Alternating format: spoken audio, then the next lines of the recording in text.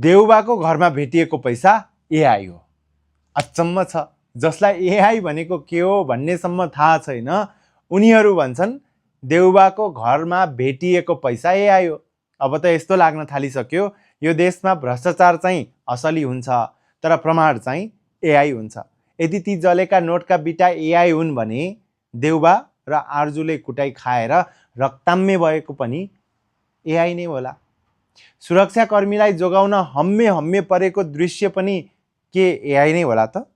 देउबाको दाबी फेल त हो नै, यसबाट उनीहरूले हामीलाई झुट बोली बोली वर्षौं लुटेको हो भन्ने कुराको प्रमाण पनि हो। कुरा देउबाको मात्र होइन, आफूलाई क्रान्तिकारी भन्ने गगन थापाहरू पनि यो विषयमा मौन छन्।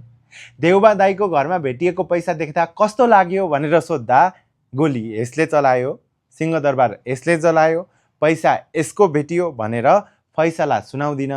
यसको अनुसन्धान भएर दुधको दुध पानीको पानी भएर छुटिएको हुनुपर्छ भन्छन् गगन थापा। अचम्म छ। भात कस्तो छ भनेर सोद्धा कि त मिठो छ भनिन्छ कि त नमिठो छ। छानबिन हुनुपर्छ त भनिँदैन नि। तर यहाँ त सबै मिलेका छन्।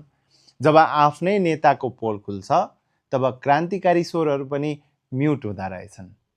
झन् उदेक लाग्दो कुरा त के भने केपी ओलीले समेत देउबाको घरको पैसालाई एआई भनेर प्रमाणित गरिदिए। हिजोसम्म एकअर्काको खेदो खन्नेहरू आज भ्रष्टाचारको प्रमाण लुकाउन कसरी एकै ठाउँमा उभिए? सारा प्रमाण युट्युब र सोसल मिडियामा छरपस्ट छ। घाइतेका चित्कार र जलेका नोटका अवशेष साक्षी छन्। तैपनि नेताहरू भन्छन् यो त एआई हो। अहिलेका नेताहरूले देशलाई आफ्नो प्राइभेट कम्पनी मात्र ठानेका छैनन्, जनतालाई भेडा सम्झिएका छन्। तर अबको पुस्ता अर्थात् जेनजीले प्रविधि चलाउन मात्र होइन, नेताहरूको असली अनुहार चिन्न पनि जानिसकेका छन्। यस्ता उल्टो कुरा गर्ने र जनताको आँखामा छारो हाल्ने दलहरूलाई यसपालि नो। सत्यलाई एआई भन्नेहरूलाई अब घर पठाउने बेला आएको छ। तपाईहरुलाई के लाग्छ? त्यो पैसा साँच्चै एआई थियो कि अकुत सम्पत्ति?